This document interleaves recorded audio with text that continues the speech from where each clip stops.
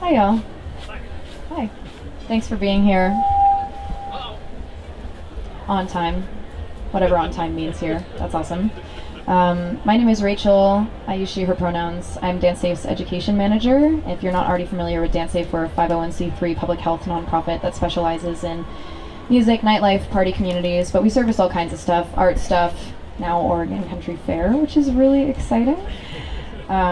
We've been doing this thing since 1998. We're known for testing your drugs at events and also giving out free, non-judgmental, unbiased information about drugs and sex and consent and whatever else you can get your hands on. So we're the only nonprofit drug checking kit manufacturer in the entire country, which is a really big deal. My role within DanceSafe is I do all of our social media communications. I am either a part of or overseeing all of our new educational development. I'm our resident drug nerd in chief. So this is the stuff that I eat, live, and breathe, and I proudly identify as a member of the drug using community myself, which I think is a really important part of being a drug educator, is that it takes one to know one, and I think that it is pretty consistently a heinous misstep in power for you to try to educate other people about a world that you don't live in, experiences that you yourself have not had and can't identify with. So I want to make that very clear as we go into this conversation. And joining me is Gabe. Hi everyone. That was a great intro, Rachel. I'm Gabe, I use he, him pronouns.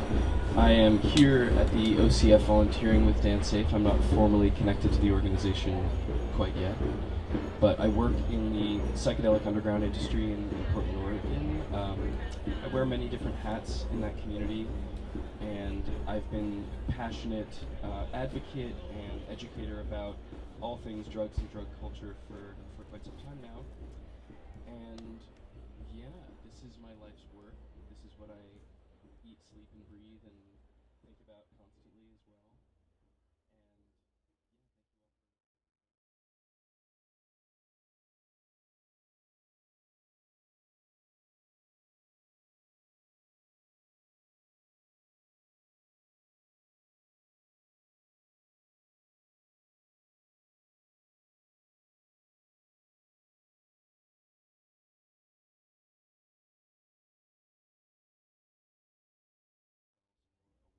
The human beings who are associated with them in whatever capacity. So it's a bit of a misnomer, but yeah. Cool. Okay, so I want to start with a question, which is, how many of you have ever been wrong about anything? That's amazing. I personally have never been wrong about anything, so it's inspiring that you guys are so humble about admitting it. It's kind of embarrassing, to be honest. How many of you are familiar with the phrase cognitive dissonance? Somewhat. Okay, well, I'm just going to redefine it for the sake of being repetitious. So cognitive dissonance, generally speaking, is when you are presented with new information that contradicts something that you know to be true, and you do not change your opinion or stance or understanding of this topic in light of this new information. How many of you have ever found yourself in a conversation with someone where in the middle of it you were like, I'm wrong, aren't I? And then you doubled down because you were like, I don't really want, after this 45-minute long conversation, to be like, oh, I'm kind of a dick, aren't I? Like, you don't really want to. How many of you have had that experience, right? Really? Really? Not every single one of you? That's fine. Okay, we'll pretend that that's true, okay? So that's just like part of the human experience, right? Is there's a sense of shame and embarrassment and admitting that we are wrong about things. And there's also a sense of profound confusion around figuring out whether or not we were wrong, especially when something that we've been talking about for a really long time is fundamentally deeply connected to something that we're like, oh, this is a basic fact of being alive. Like, this is just a baseline thing. It is true. You use meth, you're gonna die. You use heroin, you're gonna die. Your teeth are gonna fall out. You're gonna lose your job. You're like, everything is gonna go wrong. It's just a fact, right? Right? So, just like, I know everyone's gonna be like, oh, I don't want to do this, but shout out, what is the most dangerous drug in the world? Alcohol. I hear alcohol, fentanyl. Okay. Anything else? Most dangerous drugs? Meth ain't good. Tobacco? Meth ain't good? Tobacco's bad, yeah. Why? Can you tell me how meth works? Can any of you tell me the pharmacology of meth? Can any of you tell me the pharmacology of fentanyl? Or the pharmacology of alcohol even? How many of you are familiar with the phrase alcohol dehydrogenase? A few of you. It's what induces hangovers. So that's a big thing, right? Like, how many of you, this is also a big one, how many of you know the difference between crack and cocaine? Want to say what it is? Anyone? Baking soda. The difference, go ahead. And sentencing and the culture. Yeah. I mean, the pharmacological difference obviously is baking soda. Right. Yeah. Treated very differently. Exactly. So what we're really criminalizing between crack and cocaine, crack is a Schedule I substance, cocaine is a Schedule II substance used in surgery. It's a really effective topical anesthetic, really great for nose surgery. So if you've ever had nose surgery, they probably put some cocaine in your nose holes. You're welcome. And charged you like $5,000 for a bump. You're welcome. So the thing about this, right, is that the difference between cocaine and crack is that you can smoke crack because it has been rocked into a smokable form. You can't, I mean, you can technically smoke cocaine, but it's going to get destroyed much more easily by the high heat. So if you rock it, you can smoke it, and inherently the route of administration of smoking something is going to be as opposed to. Now that inherently, for not all but many things, will cause kind of like slower, longer peak if you're snorting something as opposed to smoking something, which will be kind of like quick up and down, which inherently increases the risk of compulsive use. That's a fact of smoking most things. So what we've criminalized here is not actually crack, it is smoking cocaine. But do you know that? Why do we hate people that use crack so much? Gabe probably has an answer for this one. In reality, it's because the majority of them are black and poor and from other marginalized groups. But, you know, when we get to, and I think the root of what we're talking about here is the question of a bad drug versus a good one, is an attitude and a disposition that most people think is rooted somewhat in science. Most people, when they say, oh, well, meth is bad, crack is bad, they think they're coming at it from a scientific perspective or from a public health concern perspective. In truth, a lot of the conversations that we have around good drugs and bad drugs are much more rooted in societal attitudes and legal precedents that sort of infect our minds with an understanding of how a drug works. So a couple people shouted out alcohol, which I found very interesting. That attitude's been changing over recent years. A lot of people say alcohol now first. Yeah. Mainly because they think it's the right thing to say a lot of the time. Right. Not calling anyone out, you know, that's just like what people have told me. Yeah. And it is, if you look at, you know, there's a scale of, so there's the impact on the user, there's the impact on the family, and then there's the impact on culture and society as a whole. And when we trace the impacts that alcohol has on, especially Western civilization, on the one hand you have the Bacchanalian, Dionysian, you know, the party aspect of it, which is wonderful. I'm sure we've all had great drunken evenings in our lives. And on the other hand, you have this very destructive... Except those two. Not yet. Yes. Hopefully not yet. You have things like drunk driving and domestic abuse and all of these, you know, instances where alcohol is directly implicated in a really destructive and dangerous process. And yet, we've deemed alcohol in American society especially as fully integrated, and we're willing to take on the risks associated with the drug because we see what it brings us as worth this trade-off. We haven't yet done that with other drugs, but the hope as we're moving forward is that these attitudes sort of shift, and it's refreshing to see people sort of wake up to the truth about alcohol, as it were. At the same time, it's not an unequivocally bad drug, and it has medical application, and it has cultural and social application. So these are complicated issues, to be sure. So this brings me to a segment that I think is really interesting. I was thinking about this a lot on a 12-hour car ride a few days ago, for like 6 hours of it. Just give you a window into the life. I was like, what if we thought about the root of people's motivation behind hating drugs? or not even hating drugs, but wanting to stop other people from doing drugs. And right now, what I see most of is truly a protective measure. It is intended to be a protective measure, right? Like, you are a parent and your 16-year-old kid starts smoking weed, and the motivation behind not wanting your kid to do drugs is probably protective. Sometimes it might be, I mean, sure, it's mostly more complicated than that. It could be having like feelings of like self-worth, questioning, oh, what have I done such that my child wants to get high? How will this look to our community if people find out that my child is using drugs? Will I be judged for it? Am I good enough? I'm insecure still. And that is a normal part of being a human, is to be like 75 and insecure. That's okay. That's just, again, that's part of the experience that I think we tend to neglect to recognize in other people, is that these are, stop. So rude.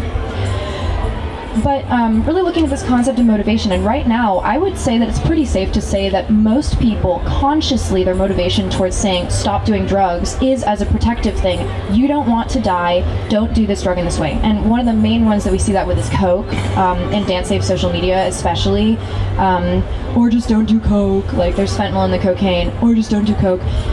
And I have to ask people, like, if you are, let's say that you see a Facebook post about like safer cocaine use, and someone hops on and says, or just don't do coke, what exactly is the motivation behind that? Like, do you really think that commenting on this post saying, or just don't do coke, people are going to be like, oh yeah, I don't know why I didn't think, what am I doing? I should just not do it, right? So there's that motivation of protection, then there's also a motivation of kind of reaffirming, I know what I'm doing and you're being stupid. There's the superiority complex of it that has evolved over time. But if we keep going back further and further and further, let's go, it's time for drug story number 1. You want to tell about Harry Anslinger? Sure. Okay, yeah. We're going to go drug story number 1. Before I touch on that, though, hands up for drug story number 1. Yeah, woo, that's the one. All right. Yeah, Harry Anslinger was a very complicated figure. I'm gonna plug Notorious. Yeah, I'm gonna plug a book in this moment. I don't know if you want to take out your phones or tablets. iPads. Yes, but it's called Whip out your laptops. Chasing the Scream. The author is Johann Hari. I've read extensively on the history of the war on drugs, and this is the single best book I think that's been written. I haven't read it. It's incredible, and it tells the whole story using Billie Holiday, Harry Anslinger, all of these sort of tragic and sometimes funny, heartbreaking narratives that tell the story of the war on drugs. But Harry Anslinger worked with the State Department. He was one of the founding figures in the war on drugs. And his motivation, stated outright in many instances, was that he despised black people, poor people, and hippie communist freaks.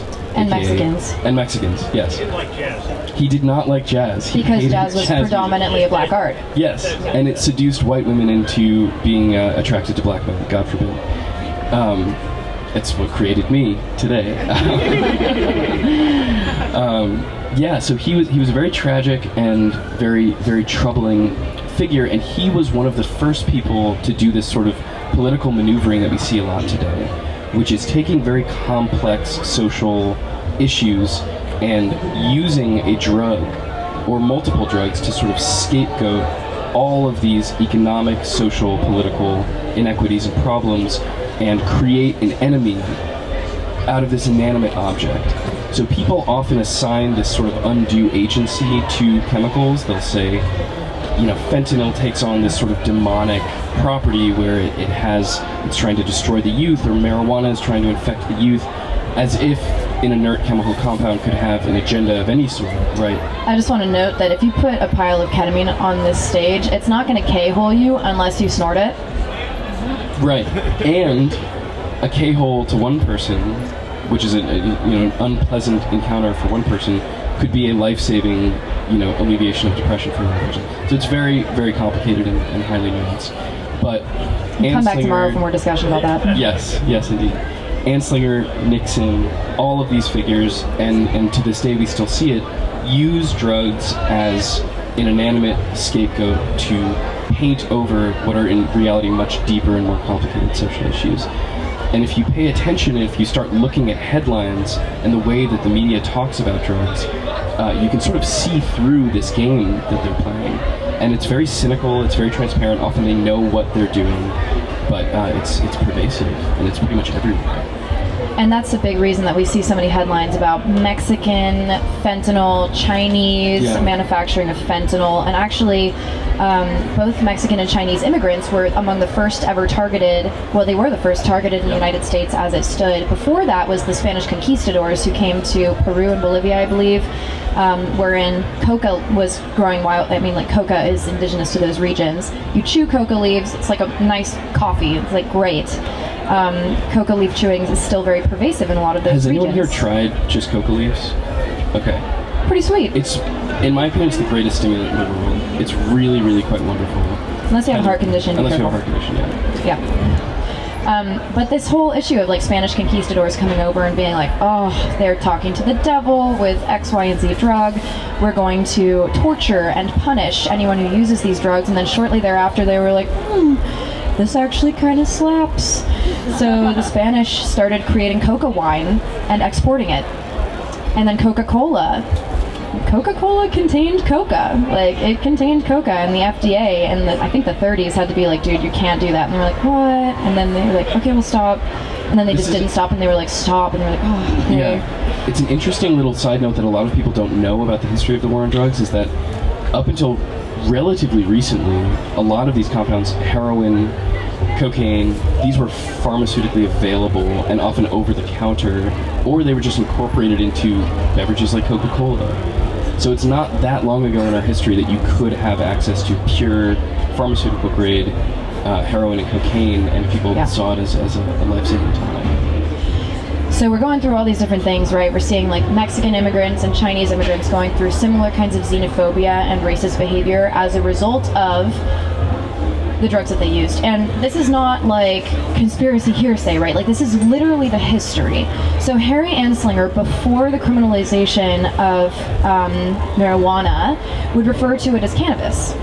Pretty much exclusively referred to it as cannabis. There are papers quoting him saying there is no more suggestion more ridiculous than saying that cannabis is dangerous. And then the Mexican Revolution between 1910 and 1920 brings in hundreds of thousands of legal Mexican immigrants, and all of a sudden every publication is referring to it as marijuana. All of a sudden. And then there are quotes like, reefer makes darkies think they're as good as white men. That is a published quote by Harry Anslinger. You have Chinese opium dens. Any of you familiar with the Opium Wars? So it was the I should really know what century this was in. Was it 18 or 1700s? Hey, thank you very much. Yeah, 1800s, and there were two wars where Britain was like, you should continue selling us opium, and China was like, I don't know about that. Like, we seem to be having some internal issues with it, and Britain was like, okay, we're gonna blow you up if you don't continue selling us opium. Twice. And then opium dens in the United States, very effective for treating menstrual pain. Opium-derived products, opiates, are actually products that are derived from the opium poppy, whereas opioids include both opiates and synthetic substances like fentanyl. So if you ever see a news publication referring to fentanyl as an opiate, that is an immediate red flag that whoever wrote that article does not know enough about drugs to be qualified to speak on it. Lots of red flags like that. So we have all this stuff happening here, and this brings us to this question of motivation, right? Like, how many of you were aware of this root of why these substances even entered the public eye at all? Like, they were used completely without incident, without issue. People were becoming dependent on morphine, and they were getting prescribed heroin to kick morphine habits. Like, pharmaceutical grade, there was an advert that we just posted on our Facebook that literally advertises free heroin to kick morphine, and it worked. So now the motivation might be, I want to protect other people. Your parents' motivation might have been, I want to protect other people. Your grandparents' motivation might have been, we don't want these fucking immigrants in our country. But you don't know that. And certainly at this point, the government's motivation is not to protect you or keep you safe. Plenty of examples of things that can be bought, sold, trafficked that can and will kill you if used improperly. Flamethrowers, automobiles, all of these sort of like things that are well incorporated into the legal market that are actually extraordinarily dangerous. And if you look at how other countries, especially Scandinavian countries, have dealt with the problem of drug use, oftentimes the solution, which actually does seem to work, is offering safe, sustainable sources of pure medicine and sites for people to use the drugs safely and in a supervised fashion. These are documented. Vancouver, British Columbia has done this as well. The first safe injection site in New York opened up a year ago, maybe. I think less than that, actually. Yeah, we are way, way, way behind the curve on this. And in reality, and this does branch into a slightly conspiratorial line of thought, which is fine. I think we're in good company here. But the explosion of fentanyl in the drug supply strikes me as not necessarily an accident or some sort of failure per se. My belief is that it is a technique of population control in a very cynical and kind of sinister way, where communities, especially impoverished communities, black communities, and poor white communities as well in Appalachia, are sort of killed off systemically by this highly, highly toxic or highly potentially toxic substance and contaminant in the drug supply. So there's levels to this. I want to bring in an additional point of view here, because that's the thing about all of this stuff, is that I do think that there is this kind of falls under something that we've been talking about recently, of like how to identify misinformation around drugs. And I pulled this arbitrary scale out of my brain that I have now liked and continued using, that goes from confirmed true, contextually likely, contextually unlikely, to confirmed false. And what we're looking at right now in terms of the fentanyl crisis is a lot of mixtures of contextually likely and contextually unlikely claims. And it's really important to recognize that we don't know exactly what is going on. And there are so many theories floating around. A lot of them are conspiratorial. Some of them are more based on what we are seeing in actual production sites. The primary one that we are seeing is accidental cross-contamination, and that has been kind of like what has started the movement of fentanyl out of other substances. But really the main reason that we saw fentanyl moving into the drug supply in the first place is because, let's say that little Jimmy wants to sneak candy into school. Little Jimmy has one of those giant Disneyland swirly popsicles in his backpack.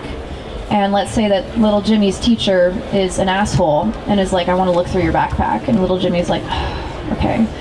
The teacher pulls out this giant swirly lollipop and is like, dude, you can't have this, and confiscates Jimmy's giant swirly lollipop. So then Jimmy wises up and he's like, well, that giant swirly lollipop looks pretty obvious and rainbowy and swirly and delicious in my backpack. So what if I got something different? What if I got like a Tootsie Pop? It's a lot smaller. It just tastes as good. Like, there's about as much sugar in the Tootsie Pop, so I can just keep it in my backpack. It's smaller. Yeah, that's absolutely. It's smaller. It takes up little Jimmy's back there. Takes up a lot less space. And little Jimmy's teacher might look through the backpack and be like, okay, little Jimmy, like, thanks for not bringing this giant lollipop into class anymore. That's a really horrible analogy for the fentanyl market, but it works, because that's basically what we're looking at right now. Is the harder you make it to produce and import something, the more appealing it's going to be to create something that is smaller and more potent, that is easier to smuggle, and can be used as an adulterant in such a way that an adulterant is something that mimics the effects that you are trying to obtain from the drug you think you have. Which is why it's so common to see meth in pressed pills of MDMA. Less common now than it's been, actually. MDMA quality is going up again, finally. But, thank you. But that's what we're seeing with criminalization, right? Like, we're looking at this fentanyl ban, and it's like, okay, well, little Jimmy's teacher has got some Tootsie Pop sensing binoculars now and can see the Tootsie Pop through the backpack. And we should never underestimate the ingenuity of drug manufacturers. As soon as a novel synthetic is outlawed, almost overnight, an analog will be created that mimics the effects and is just as, if not more potent, and can go undetected. And that creates an entire new market of things that we don't understand, like isotoniazine. You guys might have heard of NISO. It is not as common as people think that it is. However, it is like an extremely potent synthetic opioid that can't be detected with fentanyl test strips, and it's entering the market now because we're instituting all these bans on fentanyl. And then we have to ask ourselves, why are people in the market to produce substances in the first place? And the short answer is poverty, almost all of the time. Like you have most of the, like El Chapo for instance, like most of the cartel leaders, most of the narco traffickers, kingpins, have spent billions of dollars rebuilding their community infrastructure for the incredibly impoverished hometowns that they come from. And also, you know, to take a sort of more interpersonal approach, the fulfilling of a really basic human need, which is the need to get high and change our consciousness. This is something that goes back all the way into our history and extends into the animal kingdom as well. This is a fundamental drive of a conscious being, is to alter, change, mess with, play with the contents of their minds. So when we're talking about these attitudes, often the stigma is that it's inherently bad or that there's something shameful about it, when in reality it is a basic constituent fact of our makeup as conscious beings. So there's a ton to say about the adulterated market, a ton to say about fentanyl. Like we could go off for hours about this topic. Just real quick on this one before we move on. How many of you have read one of these news stories about a police officer looking at a bag of fentanyl and spontaneously overdosing? Okay, this is a wonderful example of the depth of hysteria that we're dealing with here. There is no situation in which the sort of basic contact, you know, looking at it or breathing in a whiff of it or being in the same car as it would cause someone to fall into a seizure.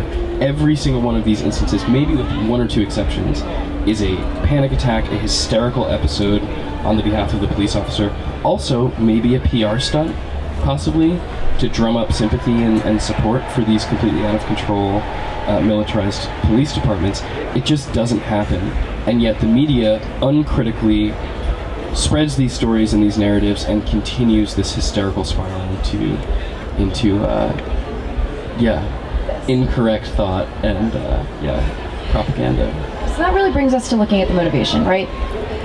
When we're looking at all these different explanations for what's currently happening with the fentanyl crisis, there's a mixture of contextually likely and contextually unlikely explanations. Many of the contextually unlikely explanations involve some like enormous conspiratorial plot to kill massive amounts of people. Some of the more contextually likely, and this is not to say that it's impossible, it's just simply less backed up and should be viewed as such with respect, because that's a big part of this, is recognizing the limitations of what we know. And there are many things that are brought to light after the fact, but there are many things that are currently in light. Like, it is not a mystery why fentanyl entered the drug market in the way that it did. It was to fill a niche. It was to respond to this increased difficulty in producing opioids that were more difficult to produce, that required more labor to obtain the raw materials for, that required more smuggling, like the Balkan route through the Middle East and through Turkey and into Europe and across the United States. That's far, man. Like, that is tough. We also saw this coming. We could have predicted this. And one of the great prophets is a man named William Leonard Picard. Has anyone heard of this person? Okay, William Leonard Picard was the greatest LSD manufacturer in the world. He produced about 80% of the world's LSD in the 20th century. He wrote extensively on synthetic opioids when he was a fellow at the Harvard Kennedy School, and basically begged people to take him seriously. He said, in the next 20 years, we're going to see a rollout of these synthetic opioids that are going to cause massive, untold amounts of destruction. 117,000 people died last year. 117,000 people died of overdoses in America. That is more than automobile accidents. That's more than wartime casualties over the last decade in a single year. So this is something that we saw coming, could have prevented, and have willingly chosen not to. And I agree with you, Rachel, we don't know the full depth of the story, but something is absolutely happening here. And I think in the next century, in the coming years, we will reflect on this as a great act of great cruelty that we've committed. And I keep like almost hitting this point that I have it deep wedged in my little peanut brain about motivation, and looking at the fact that at the core of many of these actions there is a small pool of individuals who have motivations that are still in line with the original xenophobic and racist policy enactments that started this ball rolling. Those people still exist. The issue is that we're looking at kind of like a trickle-down effect, where it's hard to pinpoint who is perpetuating these narratives with a biased something or other. from a biased standpoint, and who is simply picking them up from a protective motivation. It becomes really difficult to tell. Like, it is perfectly possible that many of the senators that are pushing for fentanyl control in all these different ways truly believe that this is a protective act. Many people that are in power, that are enforcing these laws that reinforce prohibition and criminalization, truly believe that they are protecting other people. And there are others that don't. And especially when you have families of people, some of whom may be here today, who have lost people to overdoses, who Right. have been directly impacted by addiction. It's a very emotionally charged subject. And I sympathize with people who, in the wake of an extreme tragedy, jump on the drug and want to regulate and control and contain this thing that stole my son or my brother or my lover. It's hard to have a nuanced conversation about it because it's so loaded and it's so charged. Right. And the problem is that even if people endure those losses and those substantial traumatic experiences, many people still don't know how this substance worked that took the life of someone they loved. We did a poll on Instagram a few days ago, probably about 1,000 respondents, and something like 80 to 85% of them had either directly lost someone as a result of fentanyl overdose or knew someone in their extended circles who had. And the thing about that is that it's really easy for us to perpetuate this existing narrative. This drug is killing people. We need to stop it. It seems obvious, right? Like, this is the cognitive dissonance portion of things. What if I told you that the way out of this is to decriminalize fentanyl altogether? How would that make you feel in your body? What kind of intense distress does that cause? Because it goes so deeply against everything you know to be true about protecting people you love. And then I would ask you, how much do you understand about how the circumstance of consuming a substance increases the risk related to it? Fentanyl is on the World Health Organization's list of most effective and essential medicines.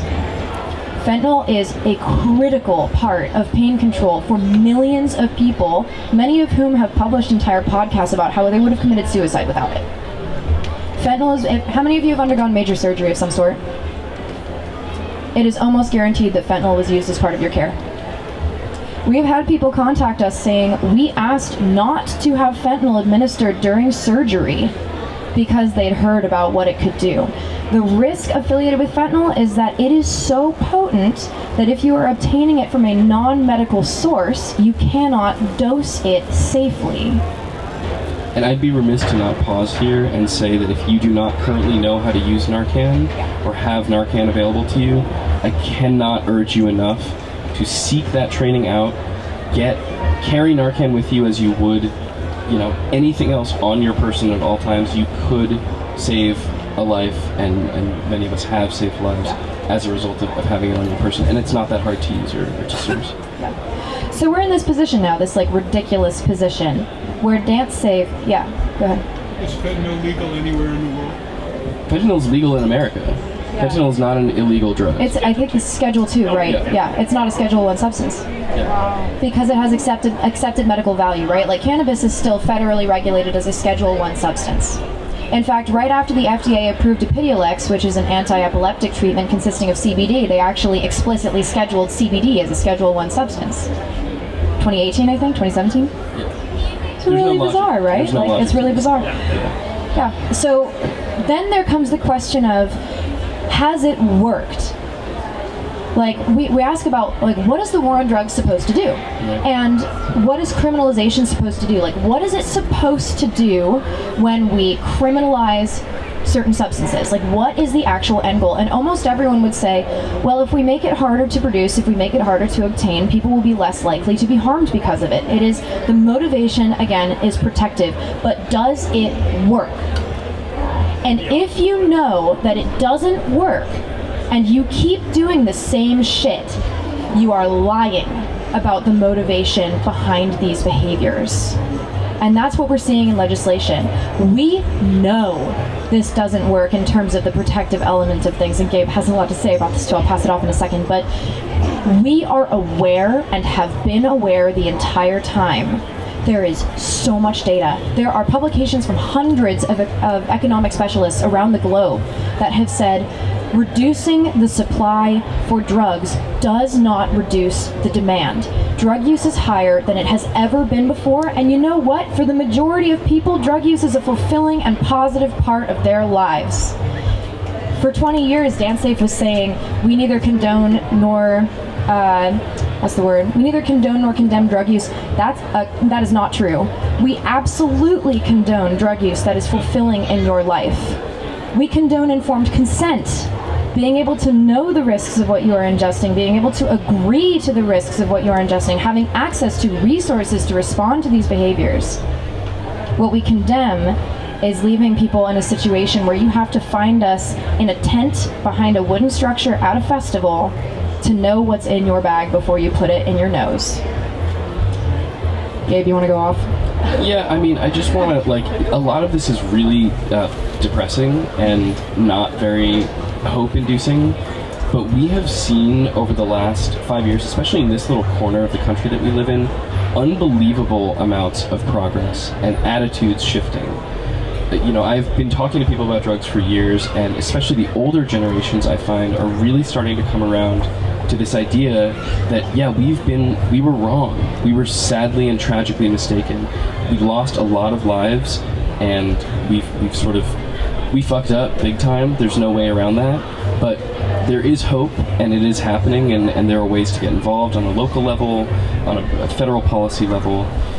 But yeah, things are changing, and things desperately need to change. One thing, people are always asking me, what can I do? How can I get involved? One really important thing is in how we talk to young people about drugs, how we begin to educate people, you know, at an age appropriate for conversations like this. The same thing is talked about with sex and sex ed. How, when, and why do we start having these conversations? Mainly the why. Mainly the why, yeah. And the hope is that, you know, we can develop positive, generative, constructive relationships with these compounds that don't lead us down paths of self-destruction and nihilism. And this is entirely possible. I mean, I, in my own life, credit psychedelics and empathogens and entheogens with really rescuing me from some very dark places. And now it is my life's work to help other people have those experiences and develop those relationships. So there is hope here. It's not all bleak, but we've made some really important mistakes, and we need to reckon with this history. America is so good at burying and denying the truth of what we've done, and we simply can't do that here. The leading cause of death, just to reiterate, the leading cause of preventable death is drug overdoses at this point. And those are polydrug overdoses, to be clear. This is not just one thing, this is often a combination of things. We have 10 minutes left. Can we open it up to Q&A if anyone has any questions? Yeah, and I do want to leave with one thing, which is that the question that we frequently get is, okay, well, this all sounds pretty terrible, what do we do? And one of the biggest answers is that similarly to how it is not enough to simply not be racist, you have to actively and intentionally work to understand on your own time, of your own accord, of your own initiative, how you are racist without knowing it, without understanding it, and being able to sit in that and kind of like marinate in it and feel that discomfort and recognize that it is okay to not know what you don't know and how you negatively impact other people. And the same goes for having to intentionally do your own research into what has happened in our history with the war on drugs from the perspective of understanding that you have all been subjected to a situation where cognitive dissonance is almost impossible to avoid. I've been through it myself. I was a psychedelic exceptionalist. I was very much about like, oh, psychedelics are the good drugs, other drugs are, they could be bad drugs, whatever. The dissonance of being like, man, I've been speaking on a platform about that for years, and I was wrong about it, is incredibly uncomfortable. But some of the core foundational pieces of this are that America and much of the world is deeply impoverished. Housing security is extremely difficult to come by. Many of you have probably seen what's going on in California, but also every other state. How difficult it is to find basic shelter, the capitalistic 40-hour work week that leaves you with only like 1 or 2 hours to do this research into anti-racism training, into drug war training. People don't have time. People literally don't have time to know these things. So you're gonna have to forgive yourself, and you're gonna have to do it anyway. So just like keep that in mind, that the basis of understanding these things is being okay with accepting that the stuff that you dig up might make you really question yourself. And that's part of it. Speaking of questions, does anyone have any questions? Is like Narcan spray as effective as for like separation? Yes. Yeah. Yeah, and it's easier to use. The question was, is Narcan spray as effective as injectable Narcan? The answer is yes, and it is much more user-friendly and less invasive. Yeah. But they're both... The biggest issue with it is if someone has been snorting powders all night and their nasal passageways are really inflamed, then the efficacy might be lower and you might need more doses to reverse an overdose. It's a good idea to carry multiple doses of Narcan on you just in case. One quick thing to note, just because you see someone that's unconscious and you Narcan them and they wake up afterwards does not mean that you have confirmation of an opioid overdose. We see this all the time, people Narcanning their drunk bitch friend who wakes up and is like, ugh! And then they're like, oh my god, it was fentanyl. And then the cops are like, oh, it was fentanyl. And then they're like, I'm overdosing right now, bro, Narcan me. Which is not how it works. Like, as you're overdosing, you don't know that you're overdosing, you can't Narcan yourself. Okay? So if someone's like, I think I'm overdosing right now, I gotta Narcan myself, that ain't it. You have to actually learn what an opioid overdose looks like. Any other questions? I have one. Go ahead. I have a question about your fanny pack. Yeah. I'm having some cognitive dissonance. 10 points for style. This is an ode to my own brainwashing as a child. I'm a big fan of Dare merchandise from a kind of like slightly ironic perspective, but also just to never forget what we're doing to our young people in this country. And what I was subjected to as a 5th grader, a cop came into my classroom. It's like really nutty. This is the kind of thing where, like, if they did this in North Korea, there would be all these headlines about police officers in North Korea come into 5th grade classrooms and brainwash them about, but, you know, in the US it's fine. Yeah, so it's a slightly ironic nod to my own history and a nice conversation piece. And of course there are no drugs in my Dare fanny pack. It's also extremely fashionable. It's also quite fashionable. Go ahead. Are there some symptoms that are specific to a fentanyl overdose that you could distinguish as someone who's not that knowledgeable about those things that might look different than alcohol or too much of a pot brownie or Excellent something like question. that? Bluing of the lips, any sort of sign of loss of circulation, the nod, nodding off. What else? So Clammy skin. there's like a trifecta that you look for. The first is pinpoint pupils, and honestly, if you're not a medical professional, I think that you looking for pinpoint pupils is not going to go well, because you're going to shine your light in someone's eyes and be like, oh, they constricted. And like, you need to know how to identify the difference between someone's pupils reacting to light and being pinpoint. So the main thing that I tell laypersons to look for is you want to look for slow and stopped breathing, slow or stopped heart rate. If someone's unconscious but their heart is beating at a normal pace, you can pretty much immediately rule out opioid overdose. The reason that people die from opioid overdose is because their respiration slows to the point where they're not getting enough oxygen to their heart and they enter cardiac arrest. Cardiac arrest is not the same thing as heart attack. Cardiac arrest is when your heart stops beating. Respiratory arrest is when you stop breathing. So those are the two main things, and you will not hurt someone by hitting them with Narcan. If you're not sure, hit them with Narcan. A lot of people have a hard time reading people's pulses because you'll feel your own pulse in your fingers and be like, oh, it's so fast. So look for slow stop breathing, loss of consciousness. If you can feel their heart beating moderately or quickly, then supportive care might be needed. But I mean, you can hit them with Narcan if you would like, just if you're like, I'm really not sure. The biggest thing is don't tell medics or cops, never tell cops anything, but also, especially in this instance, don't tell them, oh, it was an opioid overdose, I Narcaned them and it reversed it. You can explain what you did to the medics, but make it very clear that you did not know for sure what symptoms you were looking at. A depressant overdose in general will look pretty similar across the board, except opioid overdoses tend to happen, I would say, more quickly comparatively.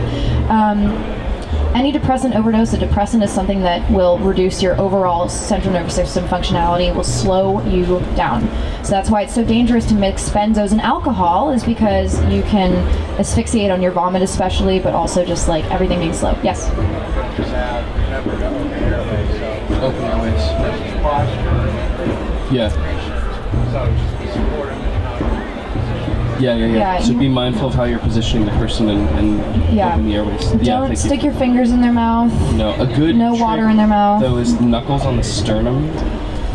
Sternum rubs, just as a note there, sternum rubs are being less indicated as a pain stimulus because it's really easy to do them wrong and cause like harm to the skin if you're wrong. Learn a pain stimuli generally, like pinching someone really hard, don't like hurt them, but a pain stimulus is how you see if someone is just sleeping or if they're like not responding. Right.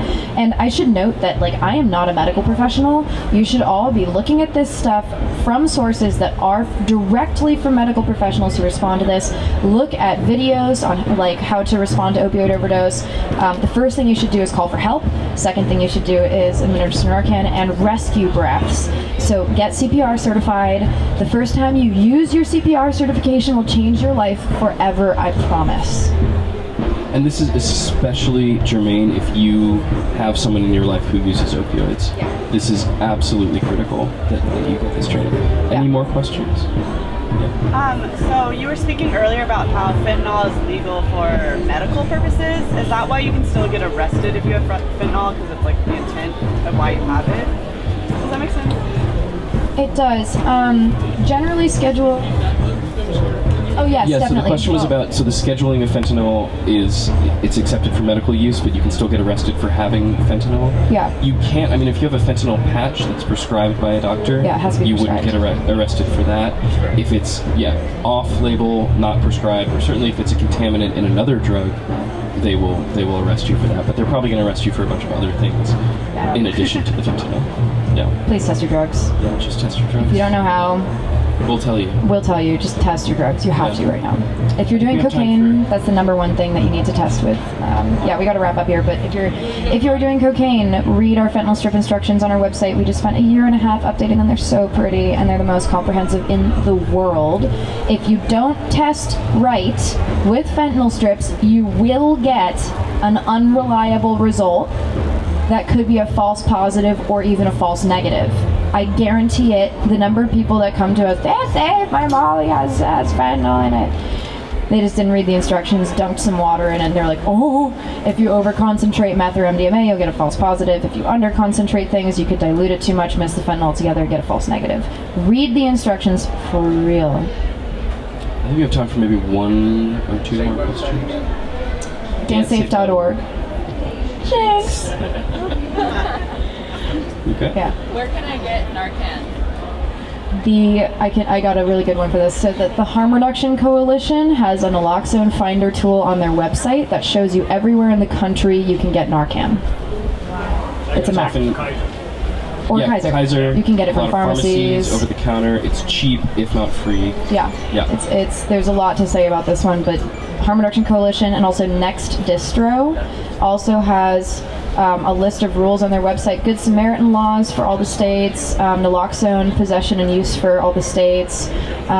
There's a lot of resources out there for Narcan. So learn about this stuff, do the digging, be critical, and don't take everything at face value. Question, learn, study, Test. Rock on. Maybe one more question? No, I think we got to wrap up because I got to prep for the next question. Psych. One more question? We got one more question. I have one more. I missed the beginning. Did you talk about whether or not your group is here and can use that service here? Yes, great question. Thank you. Yeah, so for anyone who missed it at the beginning, we have a booth over in Xanadu. I still don't know how to pronounce it. Yeah, we have a booth between the BIPOC Sanctuary and the Rainbow Connection, adjacent to those big psychedelic flower things. in Xanadu. Find us there. We're there from 8 p.m. to 2 a.m.